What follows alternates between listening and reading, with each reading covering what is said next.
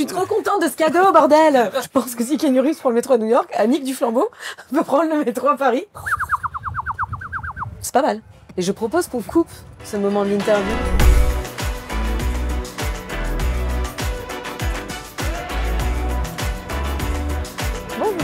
Bonjour Laura, bienvenue. Bonjour, merci. Merci d'être là. Merci beaucoup Assis-toi. de me recevoir. Merci de prendre le temps de venir nous voir ici à grand écran. Ça Avec nous fait plaisir. super plaisir de parler avec toi. Avec plaisir. Et d'autant plus de parler de ce film. Ouais. L'amour c'est surcoté, qui sort le 23 avril. C'est une comédie romantique, Ouais. mais qui ressemble pas aux autres comédies romantiques, je trouve. Qui est très drôle, Ouais. mais qui est très décalée, peut-être plus moderne. Est-ce que toi, tu avais lu le livre de Mourad Winter? Parce que c'est un film qui est adapté de son livre, de son roman. En fait, j'avais pas lu son livre. Alors, j'en avais beaucoup entendu parler. On a un peu les mêmes sphères autour de nous. J'en avais entendu parler. Et je suivais le gars sur Instagram qui était déjà hilarant, je dois le dire, en story. Il y a vraiment juste besoin de s'abonner au compte de Mourad pour se rendre compte du mec. Et quand il m'a donné le scénario, j'étais même contente de pas l'avoir lu parce que du coup, j'avais pas d'outil de comparaison. Ouais. Mais le scénario était tellement brillant et tellement percutant que pas avoir lu le livre n'était pas à ce moment-là capital dans la décision que j'allais prendre ou pas. Mais surtout, je me demandais même pas si j'allais prendre une décision ou pas. C'est-à-dire que je savais pas quand il m'a donné le scénario, vu qu'il donne mal et qu'il ressemble un peu à son personnage de Anis dans le film. Donc un peu bordélique, Bah, il sait pas, je finis pas mes phrases. c'est-à-dire que les expressions d'amour, c'est pas ça, elles sont fortes. Donc il m'a dit tiens, vas-y, prends le scénar et tout. Puis j'ai pas trop compris. C'était à la fin d'un de mes spectacles et j'ai trouvé ça tellement bien que je me suis dit oula, je veux pas aller au bout du scénar parce que j'ai super peur que ce soit pas pour moi parce que je trouve tellement bien ce personnage et tout. Et en fait, c'était une proposition, donc j'étais ravie. Ouais. Qu'est-ce que tu dis à tes amis? Tu leur dis que ça parle de quoi quand ils te demandent ça parle de quoi, l'amour c'est surcoté? C'est l'histoire d'un mec nul avec les meufs. Il rencontre Madeleine qui est moins nulle avec la vie. Enchantée, je m'appelle Madeleine. Moi, c'est les pancakes. Très marrant ça. C'est deux gens qui ont des trajectoires complètement opposées, qui viennent pas forcément du même milieu social, qui se rencontrent. Et c'est d'ailleurs pas ce milieu social qui est le sujet du film, ce qui est plutôt agréable, parce que c'est pas, voilà, je présente ce jeune maghrébin, mes parents qui sont riches et on va manger du couscous. Et c'était vraiment chouette de voir ça. C'était chouette d'accéder à ça. C'est un peu un film qui... Je pense qu'il raconte un peu son époque. Enfin, sans vouloir faire des grands mots, il y a un truc j'ai l'impression d'être avec une bande de jeunes que je connais, d'être avec mes propres potes. Donc c'est une histoire d'amour, mais c'est aussi une histoire d'amour, c'est aussi une bromance, quoi. C'est aussi des amis, c'est une histoire d'amour, plein d'axes possibles pour cette histoire d'amour-là. Et donc c'est un film qui fait du bien, je dirais ça surtout. Moi, je trouve que c'est un film qui fait du bien. Ouais. Et c'est quoi un mec nul avec les meufs? Franchement, il y a tellement de formes. Excusez-nous, les garçons, mais vous proposez tellement de formes différentes que je suis d'un coup excitée. Il y a de l'inspiration, quoi. Ouais. Un mec nul avec les meufs, déjà, je pense que c'est un mec un peu nul avec lui-même, avec sa masculinité à lui. Donc forcément, c'est l'expression de cette chose-là qui va être un peu nulle, quoi. Ouais. C'est pas savoir dire, c'est pas savoir communiquer. On fait encore une fois comme on peut, mais c'est d'ailleurs pas un film à charge pour les hommes, quoi. Enfin, contre les hommes. Mais en effet, ça questionne cette masculinité-là et qu'est-ce qu'on en fait et qu'est-ce que ça veut dire. C'est des mots très contemporains, mais en fait, on est en train de nous-mêmes essayer de comprendre ce que ça veut dire. Donc c'est chouette parce que lui-même, il est là-dedans dans cette recherche, quoi. Donc il y a vraiment tout un tas de panels d'hommes nuls, je peux vous... Ouais, vraiment. Je te crois. Beaucoup d'hommes nuls. J'en connais un qui va encore envahir un nouveau pays. Mon Zob. Est-ce que toi, t'es fan de comédie romantique? Oui, moi j'achète pas mal et puis j'achète de la bonne vieille grosse comédie romantique qu'il fallait pas regarder parce qu'après du coup on pense que Jude Law sera toujours derrière la porte et il n'est jamais là. On pense que c'est la vraie vie alors que ça l'est pas du tout. On pense que c'est la vraie vie. Mais vraiment, vous ne louerez jamais un cottage en étant Cameron Diaz et Jude Law n'arrivera jamais en étant veuf avec 2 enfants en bas âge dont vous serez la mère, ça n'arrivera pas. Donc ce qui nous est proposé dans la vie est hautement différent et j'avoue que pour nous les filles quand même, c'est un peu costaud, quoi, de quand t'as vu tout ce que t'as vu comme comédie à l'époque qui était superbe et franchement j'ai encore beaucoup de mal à pas les regarder. Je les adore et je les boycotte pas. Enfin là j'ai revu The Holiday où je vois le traitement qu'ils font par exemple de Kate Winslet dans The Holiday qui est quand même une star absolue mondiale et incroyable et tout ce que tu veux. Il disait c'est un petit peu la petite nulos, un petit peu grosse, un petit peu moche, quoi. Et là tu fais oh waouh, le monde a changé quand même, tu vois. Et voilà, mais j'adore, j'achète tout. Mais une de mes préférées c'est quand même Mange Prix M. C'est bien cheesy. C'est Julia Roberts. Elle quitte son mari et à chaque à chaque ville d'Europe qu'elle fait, elle se tape ou Javier Bardem ou James Franco. Moi, je suis très cliente. Ça me va très bien. Est-ce que t'as un film doudou? Est-ce qu'il y a un film que tu regardes quand tu vas pas bien? Ou alors est-ce que peut-être est-ce que tu manges ou tu fais du sport? Enfin, qu'est-ce que tu fais quand t'as vraiment le blues et... J'adore Le Diable s'habille en Prada. Et Dieu sait que pourtant, il est problématique parce que cette femme c'est vraiment de la toxicité 100% au travail. Puisque Meryl Streep joue donc une fausse Anna Wintour dans Le Diable s'habille en Prada. Je sais pas, c'est ma comédie de... Alors, je suis pas hyper attentive, en effet, je fais d'autres trucs en même temps, mais j'adore la BO, j'adore Meryl Streep. Donc, j'adore ce moment très suggestif où elle la regarde à travers la fenêtre et elle lui dit OK. Mais j'aime bien aussi que ça se termine comme ça dans cette histoire d'émancipation. Mais vraiment, ça me rappelle ma jeunesse, donc j'adore.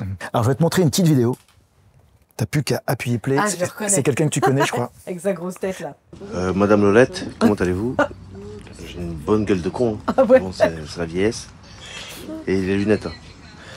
Qu'est-ce que ça fait d'avoir des gaufres à la place des yep? Mais c'est pas vrai!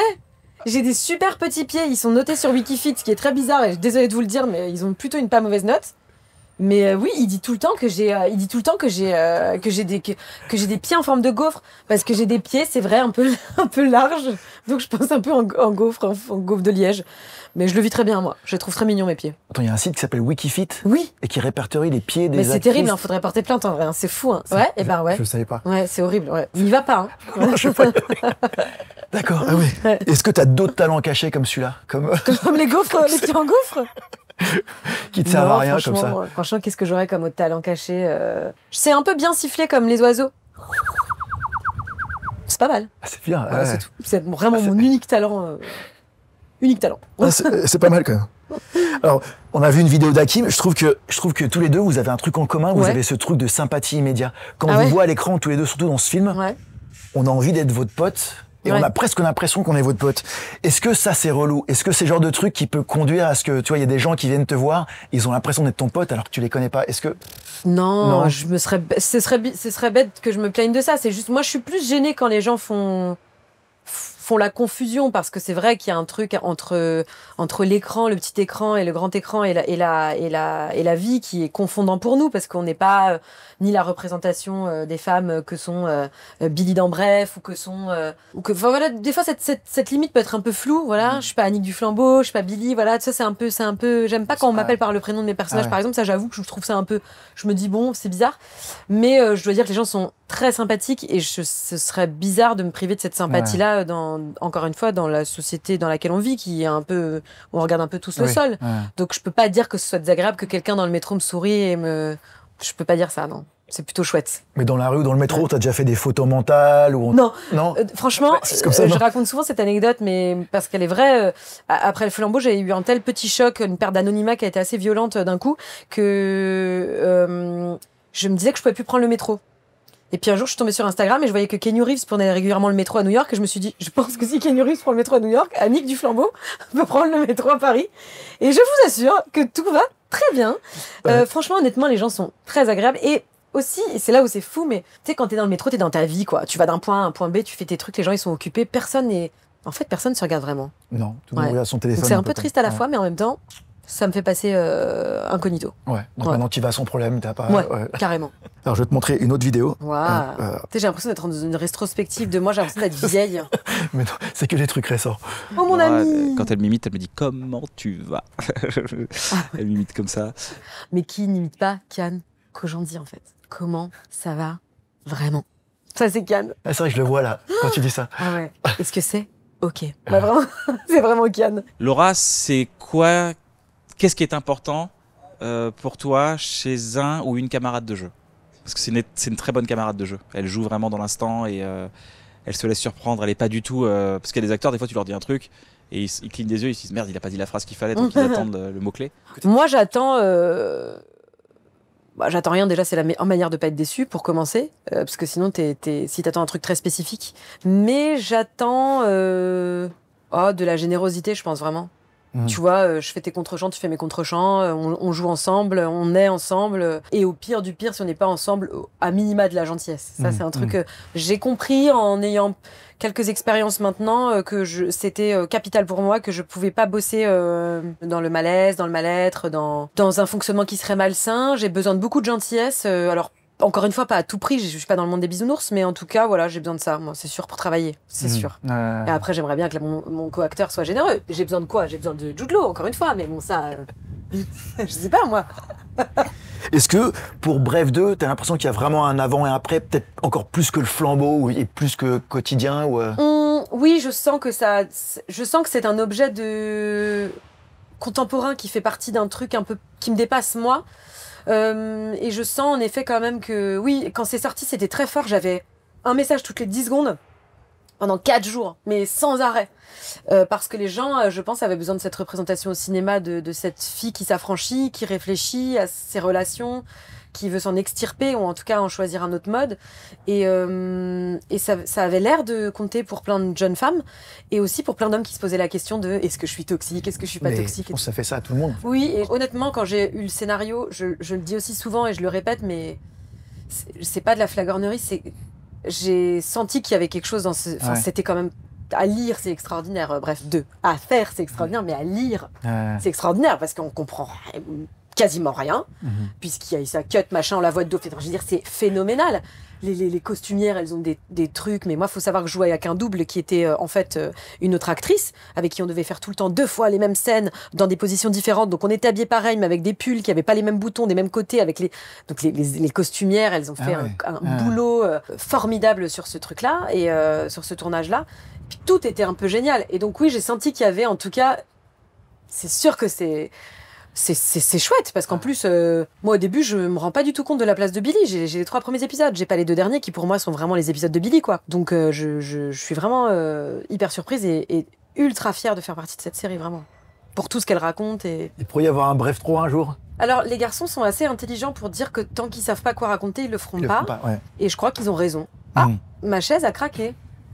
Et je propose qu'on coupe ce moment de l'interview. Non, écoutez, apparemment, le poids de ma vie, le poids de mon bonheur d'être avec vous, mais ça a l'air de tenir. On verra si je tombe, ça vous fera au pire un bon zapping. Alors, je vais te montrer une autre vidéo qui m'a beaucoup fait rire. Ah, waouh! Did you leave cheese in the fridge? Sorry, yeah, I forgot. Well, it smells like shit. Your shitty brick of cheese with its shitty particles contaminating the entire fridge. Bananen nach alten, ungewaschenen Füßen. Total ekelhaft. Denk mal nach. En allemand, c'est parfait, quand même. Ich bin ja so pingelig am Arsch, Kollege. Im Übrigen ist die Dusche voller Haare. Und contro il tuo muro del cazzo, con quelle scritte del cazzo, che ancora non hai tolto. E bevi il mio caffè e io devo bere il tuo da carcerato che puzza di merda, che si scopa un vecchio buco nel materasso con il suo cazzetto che puzza di formaggio, come il tuo formaggio, e il tuo fiato che puzza di merda. Ah là là, dis donc, c'est trop. Then you drink my coffee, and I have to drink your jailhouse coffee that smells like shit, while you fuck tiny little holes in your mattress with your baby dick that smells like J'aimerais beaucoup rencontrer les dames qui m'ont doublé ce jour-là. Ça me ferait vraiment rire, parce qu'il faut l'enchaîner, elles ont été brillantes et parfaites, vraiment. C'est trop drôle.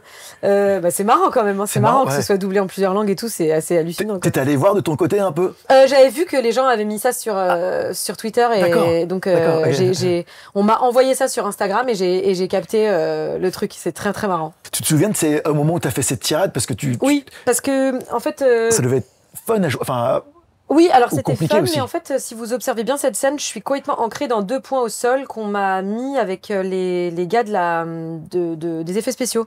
Parce qu'en fait, au départ, je suis censée me transformer. Mon visage est censé se transformer, d'ailleurs, c'est pour ça que j'ai les cheveux derrière les oreilles, pour avoir vraiment mon visage. Et du coup, je suis censée pas vraiment bouger, donc me retourner, regarder Kian et dire ma tirade comme ça. Et je me transformais en monstre, en fait. Et ils ont tellement aimé la tirade qu'ils l'ont pas transformée en monstre. Mais ce qui donne, du coup, cet aplomb et ce côté un peu statique aussi dans le corps. Qui envoie vachement, quoi. J'ai failli me les prendre hier dans les pieds, j'ai failli m'éclater la gueule. Ça a l'air impressionnant, mais d'avoir tout ce texte qui sort et tout. Mais moi, c'est pas ce qui me demande, ce qui est le plus difficile pour moi dans l'acting. Ça va plutôt être d'invoquer la tendresse, ou d'être justement dans un truc un peu plus d'accepter, d'ouvrir sur ces histoires justement d'amour, d'échange et tout. C'est être vive, je crois que ça je sais faire, donc j'aime bien cette tirade, mais c'est pas celle que je préfère de Billy.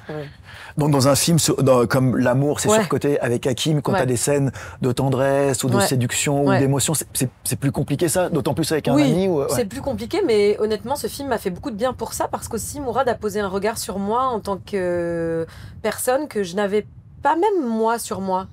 Et c'est-à-dire que j'ai été tellement entourée d'amour et par André Chemetov qui me filmait et qui savait me filmer, Et un chef opérateur, Dieu sait que en fait, c'est tellement important dans un film. Et il y en a qui subliment vos visages, il y en a qui savent moins bien les filmer que d'autres. Lui, il avait ce truc de vraiment savoir me filmer. Et puis Mourad, voilà, il trouvait que Madeleine, c'était la fille mignonne sur qui on avait un crush, quoi. Ouais. Et moi, je comprenais pas très bien ce qu'il me disait au début, quoi. Et après, pendant la prépa, pendant les essais costumes et tout, j'ai compris qu'il projetait ça de moi et ça m'a vraiment donné confiance. Et ça m'a permis de m'assumer dans cette... Maintenant, je suis devenue une séductrice. Vivement ton prochain film, quoi. Ouais, c'est ça. La meuf s'emballe. Alors, j'ai un petit cadeau pour toi. Oh, trop sympa, mais dis donc, j'ai que des surprises. On aime bien offrir des petits cadeaux. Qu'est-ce que c'est? Je suis sûre que c'est une genre de... C'est une figurine d'un truc. Ah, t'es pas loin, t'es pas loin. Oh c'est Pacey. Alors, parce que je suis trop folle. J'avais vu que t'étais hyper fan de Dawson et je me suis dit que tu serais sûrement plus fan de Pacey que Dawson, peut-être. Merci, merci. Ouais. Ah ouais, franchement. Mais merci, ça me fait trop plaisir. Ah non, je suis folle de lui. Alors, vous savez, moi, je suis pour le progrès des femmes dans le cinéma. Mais je veux bien, si vous voulez continuer à faire des films avec des hommes qui se tapent des femmes très jeunes, je veux bien qu'on garde Joshua Jackson dans le lot. Ça me va très bien, il est incroyable. Je l'adore, j'adore cet acteur. Et j'adore Dawson. Alors, j'ai cru comprendre quand t'étais adolescente, tu regardais Dawson en boucle. J'étais folle. J'adorais Dawson. Tout était un problème grave. Ils avaient 14 ans, que ce soit, mais vraiment la mort du père en bagnole, qu'elle a des seins qui poussent. Tout était au même niveau de gravité. Il y avait un dialogue. Alors bon, moi je pense que dans la tête j'étais ronsard, quoi. Je me disais, mais mon Dieu, quelle philosophie, quelle poésie. Je regarde les épisodes d'aujourd'hui, je me marre, mais j'ai re-regardé il y a pas très longtemps en faisant la cuisine. J'entendais les dialogues en français. Je regarde enfin, non, c'est pas vrai. Je regarde aussi maintenant en VO, mais j'adore Dawson. Et je trouve que c'était une chouette série pour les adolescents, en vrai. C'était sympa, quoi. Ça parlait de plein de choses. Il y avait l'homosexualité, il y avait la santé mentale, il y a eu le deuil, ça a vraiment couvert pas mal de trucs de manière assez smart. Les rapports compliqués avec les parents. Les rapports compliqués avec les parents, ouais, exactement. Et puis, vraiment, voilà, le trio Dawson, Pacey et Joey, quoi. Ça, c'était vraiment mon grand kiff, quoi. Ouais. J'ai entendu dans une interview que toi, tu passais des heures à réécrire des dialogues dans un carnet de Dawson. En fait, j'avais des doubles pages là que je mettais dans un grand classeur Diddle et j'écrivais les épisodes. Ouais. Je les réécrivais. Ma mère comprenait pas du tout pourquoi et mon père non plus d'ailleurs, je crois. Hein, ça les exaspérait beaucoup. Mais ça m'a fait travailler ma mémoire. Donc, ma mémoire du texte. Est-ce que justement, quand on est ado, on fait beaucoup de choses comme ça qui servent à rien. On s'ennuie beaucoup. Est-ce que tu penses que l'ennui est important chez les ados pour devenir créatif? Mais dans la vie, il faut se faire chier sur des bancs tout le temps, faut tout le temps se faire chier. Faut se faire chier. Moi, je ne rêve que d'une chose, c'est me faire chier là, actuellement. Ah, je voudrais vraiment me faire chier, vraiment. Avoir le temps de te faire chier, en fait. Avoir le temps de regarder mon plafond et comme dirait Nora Hamzaoui dans un de ses spectacles, comment ils ont mis les poutres. Vraiment, avoir ce temps-là, de l'esprit qui vogue et qui cherche pas tout le temps l'efficacité. Moi, je suis vraiment je suis pas une contemporaine pour ça. Je suis pas efficace. J'ai beaucoup de mal à faire plusieurs films en même temps, en écrivant en même temps. Je suis très admirative de mes collègues qui arrivent à faire 1000 choses en même temps. Moi, je suis très monotâche. Et il va falloir que j'écoute ça les années à venir parce que je tiendrai pas la route sinon très longtemps. Parce que c'est très important pour moi de profiter, quoi. Enfin, ce métier est particulier, mais c'est aussi une grande chance. Mais moi, j'adore écrire surtout. Donc, si d'un coup, je fais trop de trucs et plus avoir le temps d'écrire et tout, et comme j'ai aucune méthodologie et que je sais pas vraiment quand écrire, comment et tout, c'est Agnès Varda qui disait ça, quand ça la gratte d'un coup, elle sait que c'est maintenant. Moi, c'est un peu ça.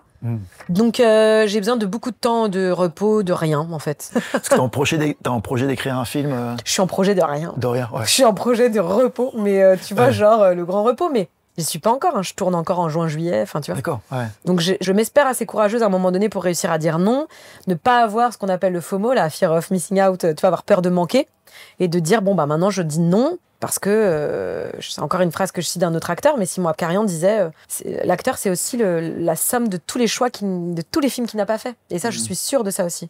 Et je pense que c'est comme ça qu'on dure, sinon moi je pense que dans 5 ans c'est fini, quoi. Donc c'est important de calmer le jeu. Ouais. On avait parlé ici avec Alban Ivanov. Tu vois, à force de dire oui et que tout s'enchaîne, en fait t'as pas le temps de faire des points sur ce qui t'arrive et de pouvoir le gérer. Donc à un moment donné, il fallait juste que je stoppe la machine, et c'est pour ça que j'ai tout arrêté. J'ai fait le moine Shaolin, un bon point avec moi-même dans la forêt, et on y retourne. Mais je me suis fait dépasser par les événements parce qu'il n'y a pas de formation à ce qui nous arrive, que ce soit le succès. Comment c'est compliqué de dire non, et qu'à un stade de sa carrière, on lui proposait tellement de trucs, il disait toujours oui jusqu'à temps qu'il... Mais en fait, tu sais, ça c'est parce qu'on nous fait beaucoup... Qu'il est craqué, en fait. C'est un peu la faute à tout le monde et la faute à personne, mais c'est qu'on projette beaucoup... On nous fait beaucoup revenir sur nos parcours, tu vois. Là on le fait, mais encore là, franchement, c'est soft et c'est très sympa et j'ai un plaisir à le faire. Mais tu vois, quand on nous dit, alors vous avez fait ça en 2018, en 2019, vous avez fait ça en 2000... Toi, tu sais, t'as vécu 2018, quoi. Tu t'es pas dit c'est marrant, tu te diras pas en 2024 c'est marrant, en 2018 j'étais là, tu vois. Et du coup, en tout cas moi je vois pas ça comme ça. Et du coup il y a un truc un peu, on sent quand le vent tourne ou pas. On sent quand on devient bankable ou pas. On sent quand on est ou pas dans les conversations autour d'une table de scénariste ou pas. Et ça doit pas nous regarder. Jamais. Tout ce qu'on doit vouloir faire, on doit vouloir le faire parce qu'on y croit intellectuellement et artistiquement. Sinon, ça n'a aucun espèce d'intérêt. Sinon, vraiment, je fais autre chose et je serais fleuriste, comme je dis tout le temps. Mais vraiment, je pense ça sincèrement. Et je dis pas ça parce que je méprise les fleuristes, par ailleurs. Je dis ça parce que je ferais un truc plus simple qui me coûterait moins, quoi, en termes de santé et de fatigue. Mais honnêtement, je pense que c'est le grand piège de ce métier-là, c'est que la réussite, et ça ne doit pas nous regarder, quoi. Et malheureusement, on est bien obligé, quand on fait de la promo d'un coup, on fait des couvertures de photos, on fait des trucs, machin, on sent, et ça, il faut essayer de jamais le sentir, quoi. Mais bon, c'est un vrai défi, hein. Donc, qu'est-ce que tu dirais à la jeune Laura au collège qui veut faire rire les copains et... Continue, franchement. Franchement, vous savez quoi, je dirais rien à l'enfant que j'étais parce que c'est le meilleur moment et je lui dirais surtout pas que c'est le meilleur moment parce que c'est trop glauque. Donc je lui dirais rien du tout. Je lui dirais juste donc à un moment donné, tu vas te rendre compte que c'est peut-être un petit peu plus pénible quand on n'a pas pensé à 3 fois par jour à ce qu'on va manger et qu'on rentre pas au lycée, qu'on a des problèmes et qu'en fait vraiment. Après on a d'autres problèmes, ça devient un peu plus sérieux. Et il y a d'autres trucs cool avec l'âge, je trouve. Et je suis pas non plus, tu vois, j'ai pas 70 ans. Je suis pas, voilà, j'allais dire à l'article de la mort, mais je pense pas que les gens de 70 ans sont en train de mourir.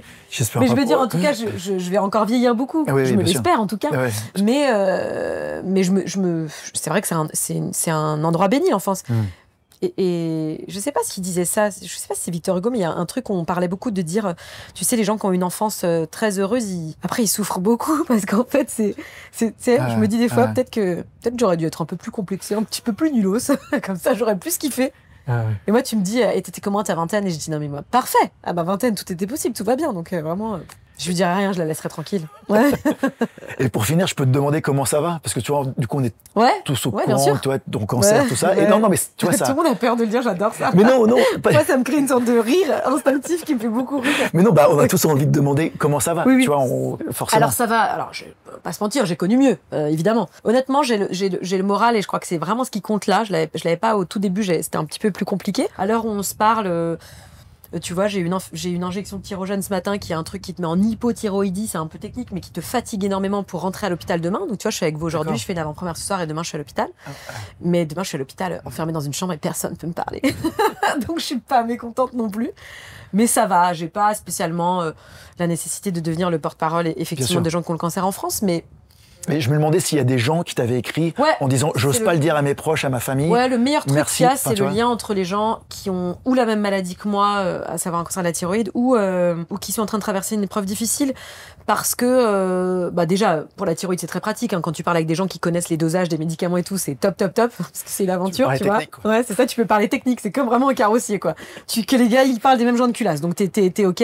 Et ça fait toujours plaisir parce qu'il y a rien de plus émouvant, en fait, que de rencontrer quelqu'un qui connaît le rond-point de ton village. Donc, il y a vraiment ce truc-là qui est génial. Pour le reste, tous les médias, quand on fait un peu, tu vois, quand on utilisait une sémantique hyper violente et tout, ça m'intéresse moins. Et voilà, c'est ça que je commenterai pas. En revanche, toujours gémir, jamais mourir. Je suis encore là. Ok, écoute, merci beaucoup, Laura. Merci à toi, merci beaucoup. Merci, un grand merci. C'était cool, je suis trop contente de ce cadeau, bordel.